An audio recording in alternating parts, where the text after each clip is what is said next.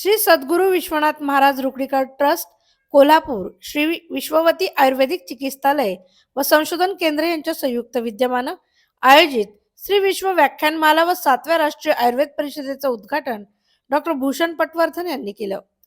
कोंढवा रस्त्यावरील वर्धमान सांस्कृतिक केंद्रात झालेल्या सोहळ्यास ज्येष्ठ नेते माजी आमदार उल्हास पवार, आमदार माधुरी मिसाळ, इस्कॉनचे सुंदरवर दास, भारतीय चिकित्सा पद्धती राष्ट्रीय आयोगाच्या बोर्ड ऑफ एथिक्स अँड रजिस्ट्रेशनचे अध्यक्ष वैद्य राकेश शर्मा, ट्रस्टचे अध्यक्ष श्री सद्गुरू आनंदनाथ महाराज सांगवडेकर, मुख्य चिकित्सक व विश्वस्त वैद्य समीर जमदग्नी, श्री विश्ववतीचे अध्यक्ष निरंजनदास सांगवडेकर, श्री धूत पापेश्वरचे रणजित पुराणिक, वैद्यनाथचे सिद्धेश शर्मा आदी उपस्थित होते.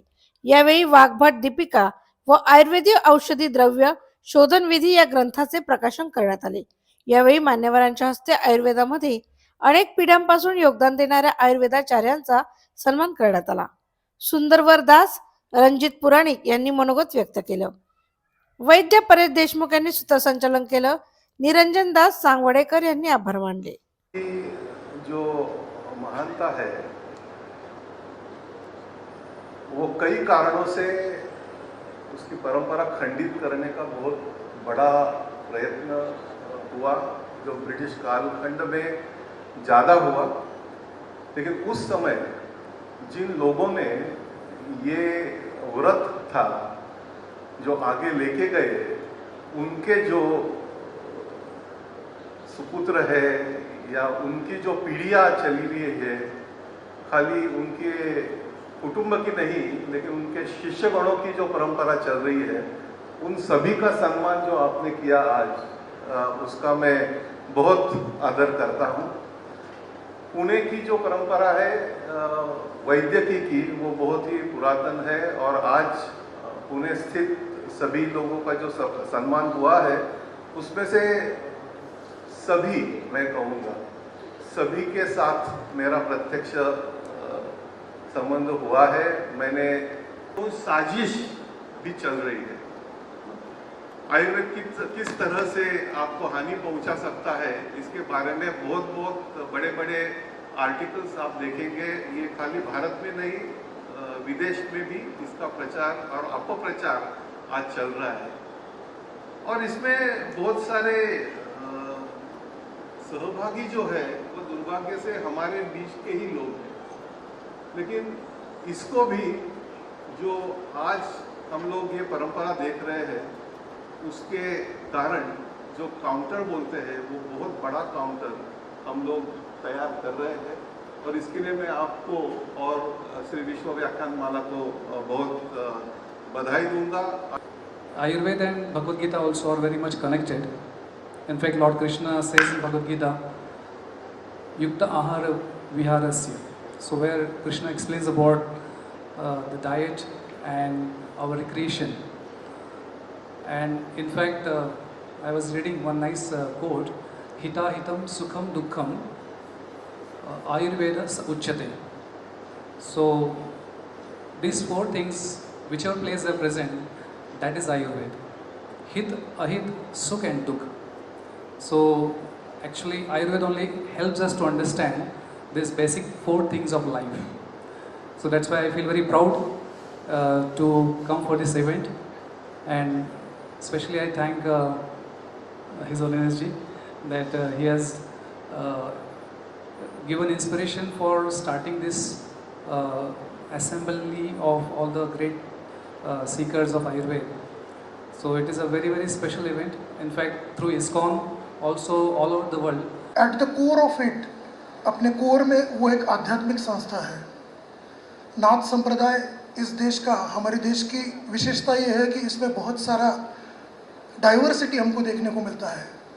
जहाँ पर हमको कितने सारे रिलीजन्स में सिर्फ एकमात्र उपासना, किसी एक ही चीज़ की उपासना का तरीका देखा जाता है. भारत भूमि में उपासना पद्धतियों में भी बहुत सारा डाइवर्सिटी देखा जाता है. And I will certainly like to mention कि नाथ संप्रदाय कैन बी कंसिडर्ड एज मुकुटमणी ऑफ ऑल दिस आध्यात्मिक संप्रदाय, क्योंकि इसके फक्त आयुर्वेदामुळे सस्टेन झाले. आणि खूप पहिल्यापासून आमच्या सरदेशमुख असतील की ज्यांचं कॅन्सर रिसर्च सेंटर भागवलीला आम्ही बघतोय की आयुर्वेदाचे उपचार, त्यांचं आमच्या घरातल्या लोकांना त्यांनी केलेले उपचार. माझे स्वतःचे काका त्यावेळचे आयुर्वेदचे डॉक्टर होते आणि लहानपणी एवढं कळायचं नाही, तर त्यांच्याकडे खूप मूल न होणारे, पॅरालिसिसचे पेशंट, असे खूप सारे पेशंट यायचे आणि बरे होऊन जायचे. आणि त्यावेळेस कळत नव्हतं आणि ती विद्या आपण घेतली नाही. आत्ता आपण ती विद्या पुढे आणू शकलो नाही त्यांची, ही खंत मला अजूनही वाटते.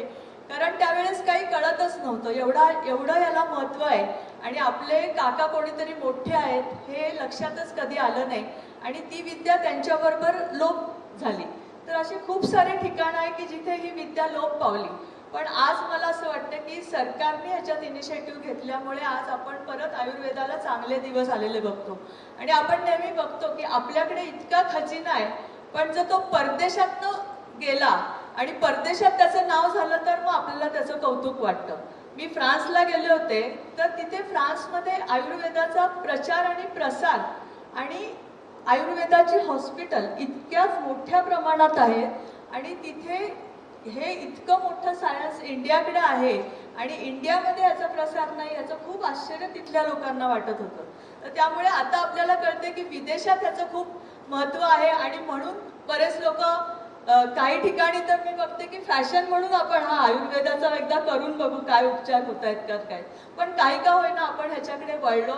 आपली जी जुनी संस्कृती आहे ती कायम ठेवण्यासाठी आपल्याला ह्याचा खूप मोठ्या प्रमाणामध्ये प्रसार करायला लागेल.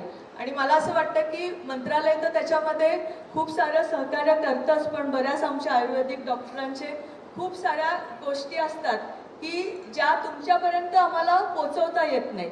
तर मला असं वाटतं की आयुषची जी मंत्रालयाचं आहे ते प्रत्येक स्टेटमध्ये तुम्ही त्याचं कोणीतरी कोऑर्डिनेटर द्यावा.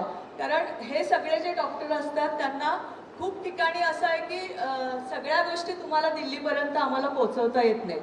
म्हणजे एक तर तुमची कमिटीची मीटिंग कधी होते काय. संजय गांधी हे आयुर्वेदाचे अत्यंत पुरस्कर्ते होते आणि त्यांना भेटण्याकरता साने गुरुजी रुग्णालयाचे डॉक्टर गुजर हे माझ्याबरोबर दिल्लीला आले होते की आयुर्वेदाची ते नेहमी म्हणायचे की ॲलोपॅथी किंवा पाश्चिमात्य ज्या काही गोष्टी आहेत, भाषेपासून संस्कृतीपर्यंत आणि औषधापर्यंत चिकित्सेपर्यंत, या सगळ्या आपण अलीकडे घेतो आणि त्या सगळ्या गोष्टींची तुलना नाही आहे किंवा कोण मोठा आणि कोण लहान असं नाही आहे. पण बाळासाहेब भारती नेहमी म्हणायचे की ॲलोपॅथीची अलीकडची औषधं किंवा अलीकडे आपल्याला वेदना शमन करणारी जी औषधं दिली जातात किंवा अँटीबायोटिक दिली जातात, तर बाळासाहेब भारती म्हणायचे की अशा प्रकारचं कुठलंही औषध घेतलं तर पहिल्यांदी या औषधीचा दुष्परिणाम काय होणार आहे याच्याकरता एक दुसरं औषध घेतलं जातं, असं बाळासाहेब भारती त्या ठिकाणी म्हणत असत.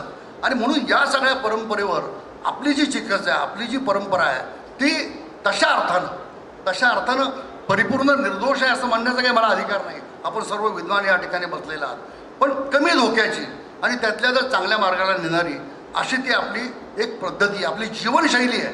दुर्दैवाने आपली जीवनशैलीच बदलली संपूर्ण. म्हणजे जीवनशैलीमध्ये दिनचर्या बदलून गेली, खाद्य संस्कृती बदलली, पोशाख संस्कृती बदलली, भाषा संस्कृती बदलली, तर आणि एकमेकांच्या पुढे आलेला आदर अनादर या सगळ्या गोष्टींच्या संस्कृती आता सगळ्या बदलत चाललेल्या आहेत. आणि म्हणून या बदलत्या संस्कृतीमध्ये आपल्या ज्या परंपरा होत्या, कदाचित त्या परंपरांना काही लोकांना अंधश्रद्धा वाटते. आता सूर्योदयापूर्वी किंवा पहाटे उठावं, ब्राह्म मुहूर्ताला उठावं, हा साधी गोष्ट आहे. माननीय